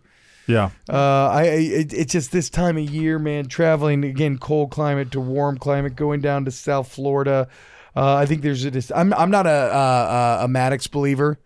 From Boise, the quarterback. Byron Brown 2 years ago, awesome. Last year hurt. Playing at home, chance to make a statement, and it's kind of the same simple logic that I just expressed with Colorado, where like I don't care how good Liam's going to tell me the Boise running backs are. When you lose Ashton Genty, I just don't. That's like a gaping hole. Yeah. It's a black hole to replace there. It has a gravitational pull. And so, yeah, I'm going to play South Florida money line. Okay, I like it. that.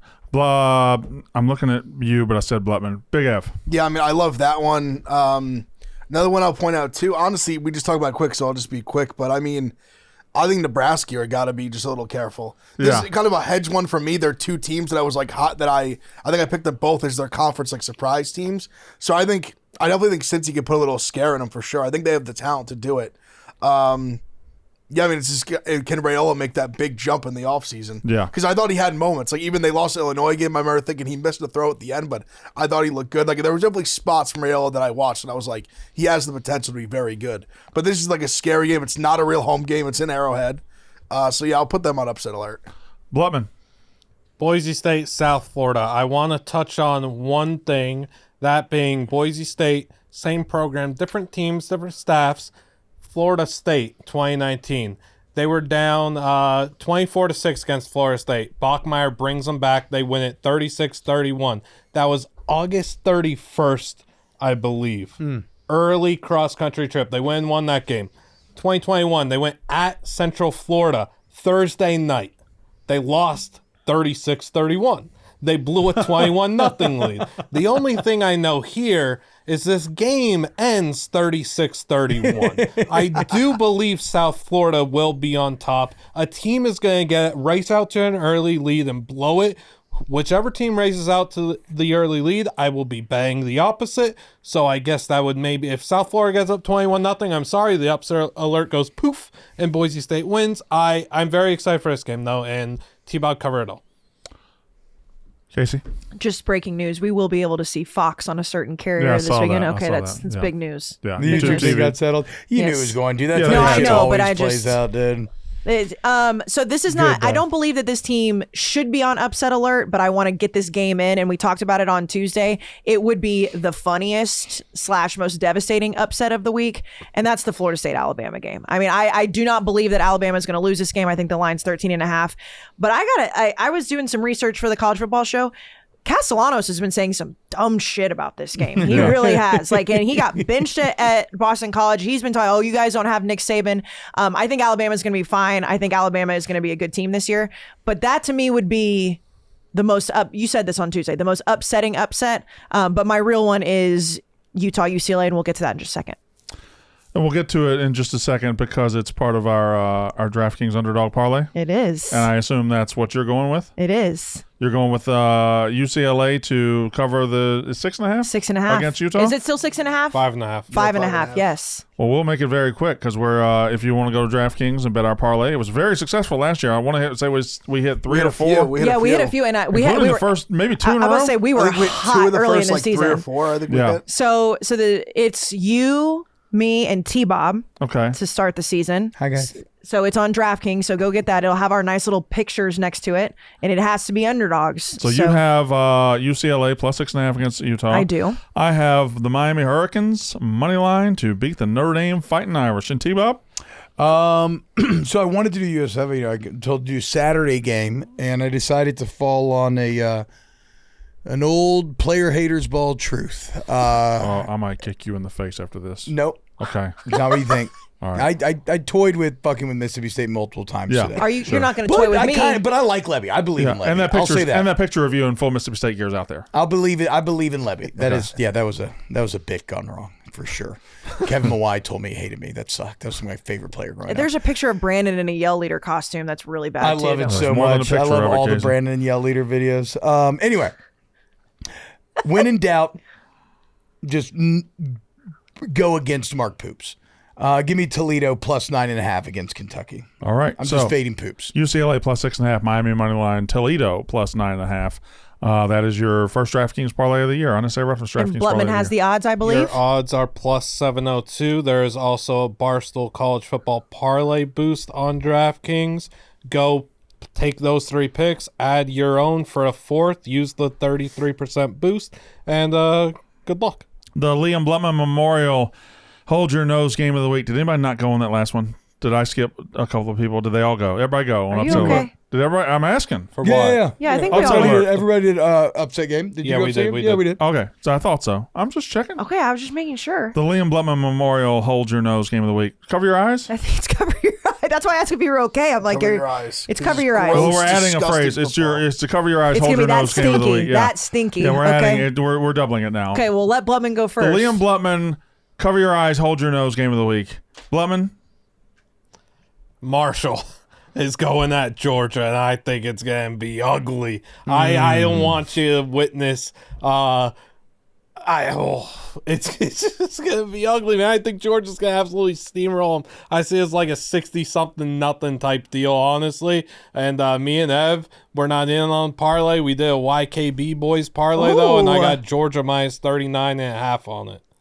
YKB parlay. Not sure Yeah, why. mine is the over 51.5 in UCLA, Utah. That's plus Okay. 270. I like it. I And like I'll say it. for the record, my favorite play of the weekend is that Baylor over, but we agreed to a Saturday game. What is your Liam Blutman? Close your eyes, cover your face.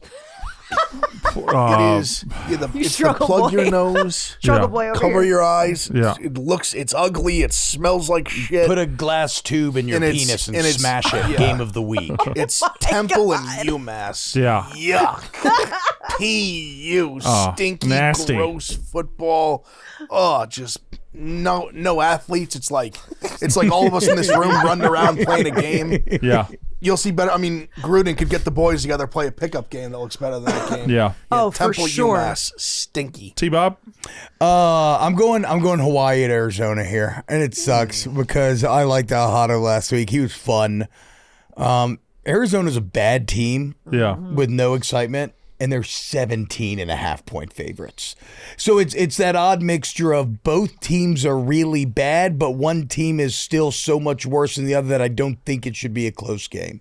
Like at least with Stanford, Hawaii, that was very fun. It was a treat, exciting ending.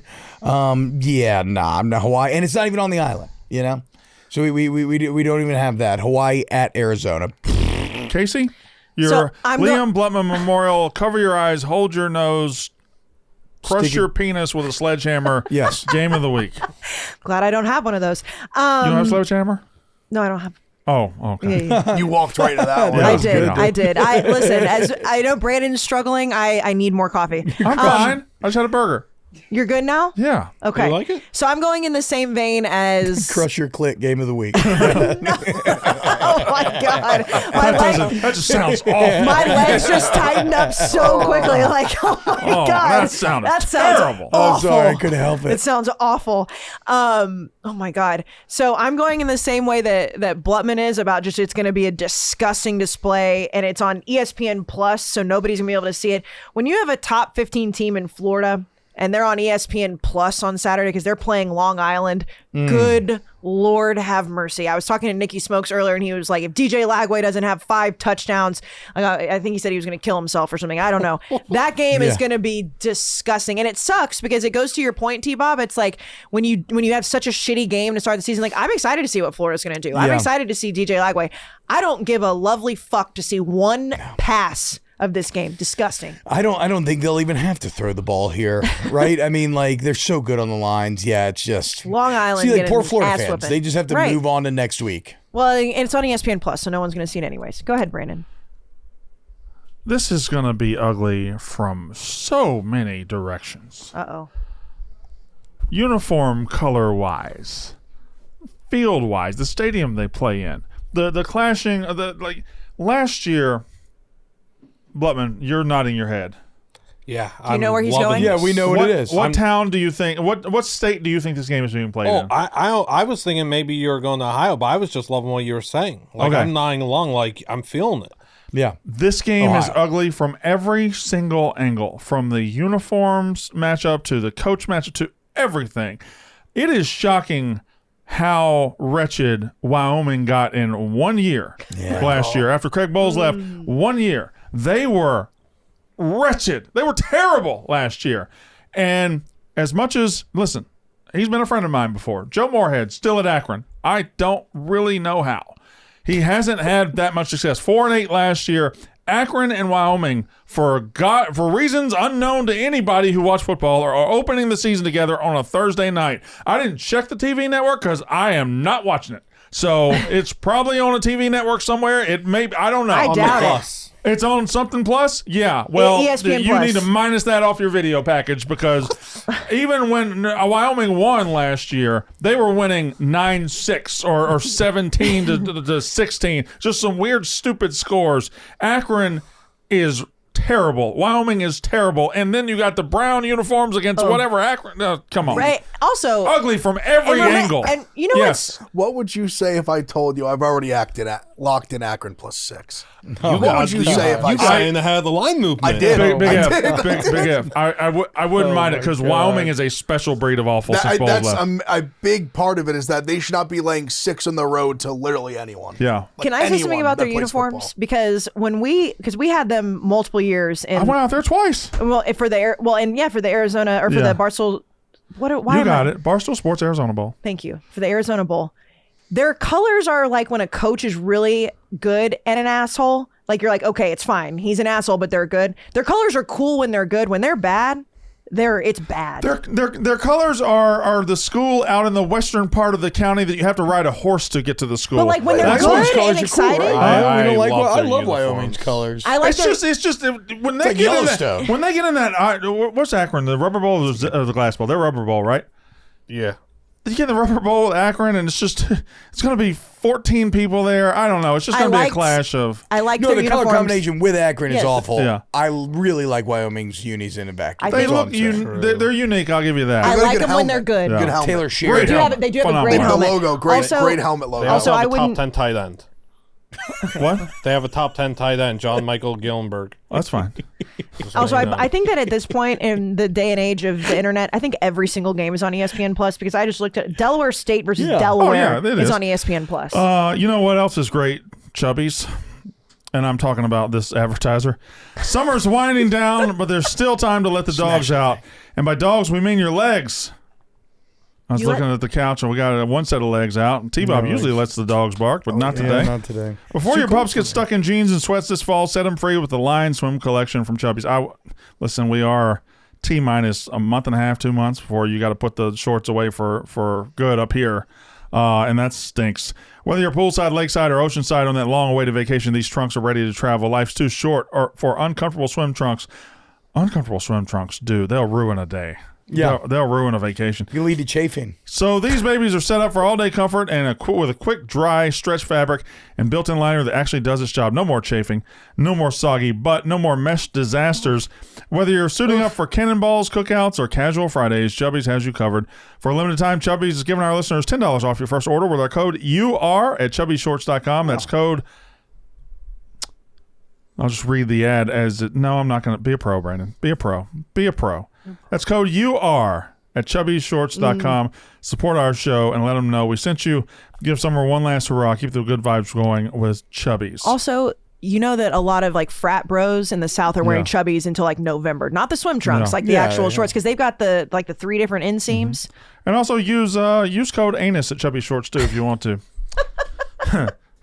Code U, and it's the letter U and the letter R, right? You are. Yeah. Mm-hmm. As in you are listening to Brandon Walker's college football podcast starring Brandon Walker and T-Bob Abear now. Brought to you by Brandon Walker. You're so misogynistic.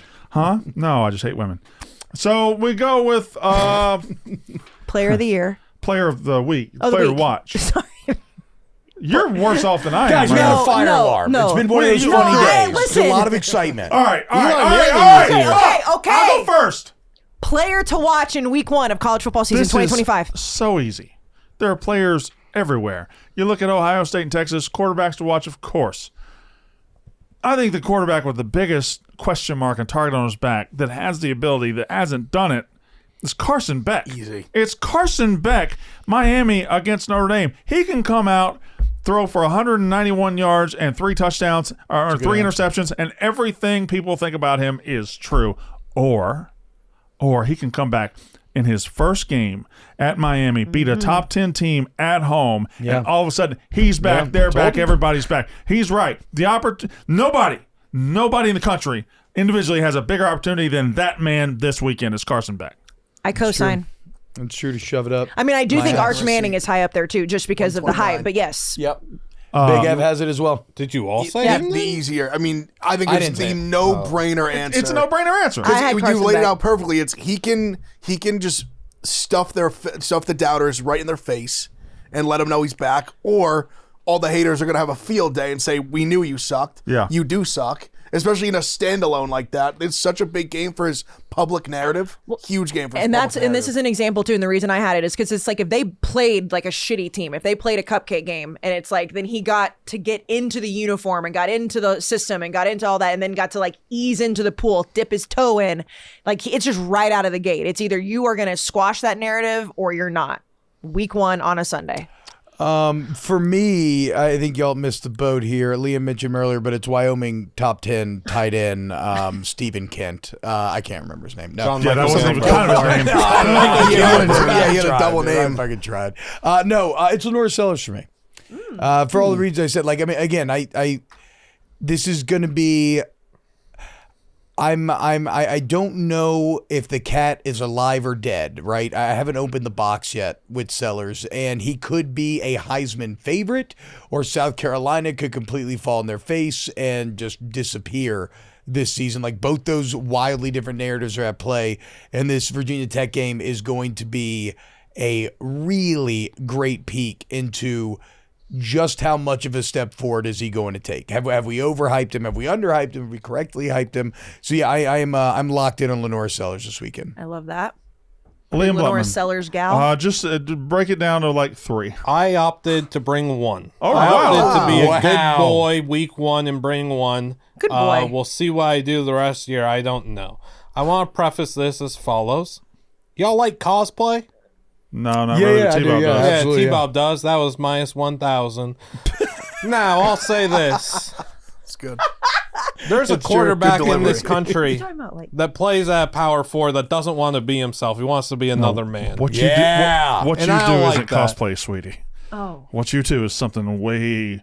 Oh, go ahead. I'm just saying, I want my quarterback to want to be himself, want to be great for his name, not someone else's name. So when Patrick Two Holmes is going into Arrowhead on Thursday night, wanting it to feel like a Sunday afternoon, playing on the same grass that his golden boy idol has made so famous, win Super Bowls and stuff, and throwing for 500, igniting everything, bringing Taylor Swift there to go and mate with Kayce. This is Dylan Raiola is the player to watch. Will there be butterflies? Is he going to be spooked? Is he going to walk in through that tunnel and do the same exact stuff that he always does, that Mahomes does? Will he throw 3 touchdowns? Will his opponents drop easy interceptions with the voodoo magic fueled Chiefs stuff? Or is he going to throw 3 interceptions? Is he going to crumble? Is he going to falter?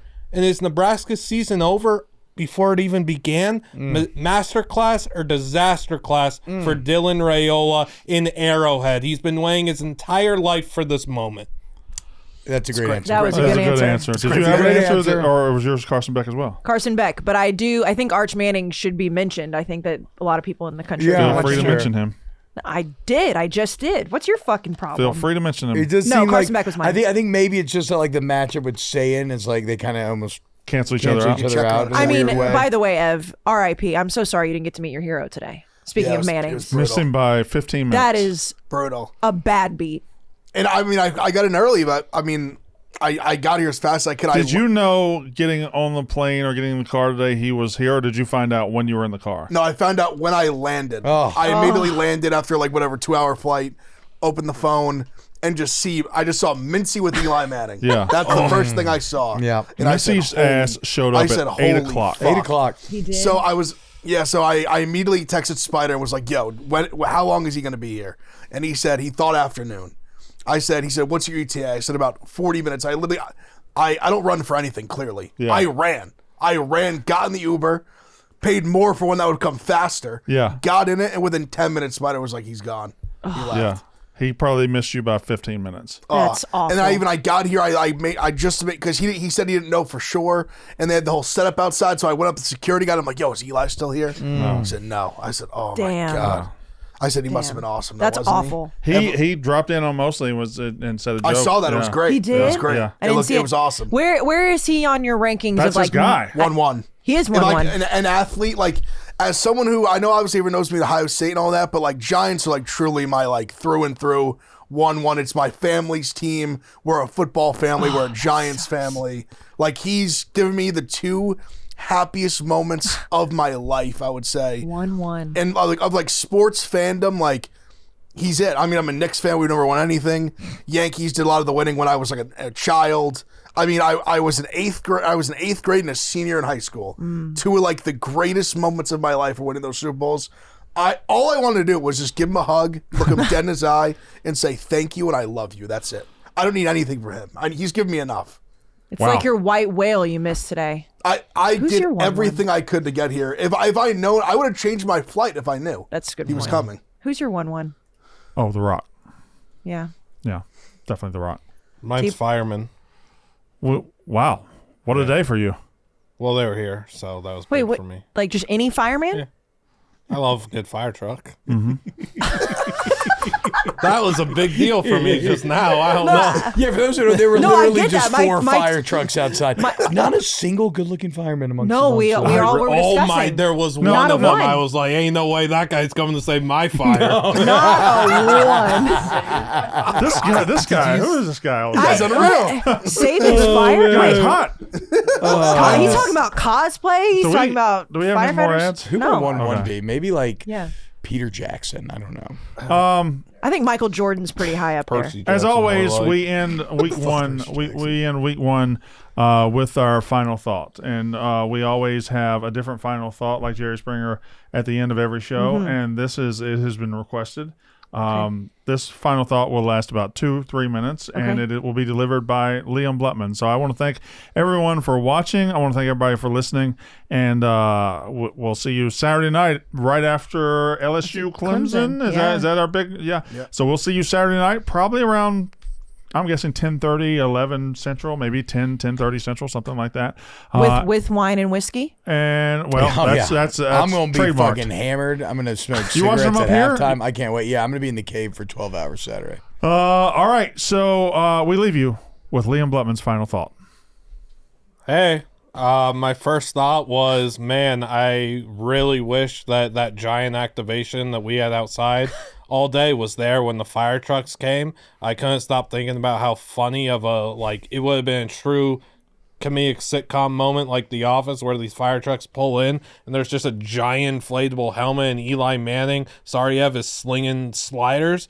That would have been really funny. So that's one of my final thoughts. One of my other final thoughts is we didn't say a word about South Dakota, Iowa State. Interesting. Aiden Bowman going to play there against former team coming back from Dublin. That'll be fun. Penn State gonna put a whooping on a poor Nevada team. Oh, that's a close your eyes one. Look out for Mississippi State Southern Miss, Brandon Walker. Let's talk more about New Mexico, not today, but maybe week 2 or 3, because they've got Kochek coaching them. They've got Scott Ray Humphrey at running back, who's an absolute demon. So maybe a little New Mexico fun watch this year. I want you to lock into a game.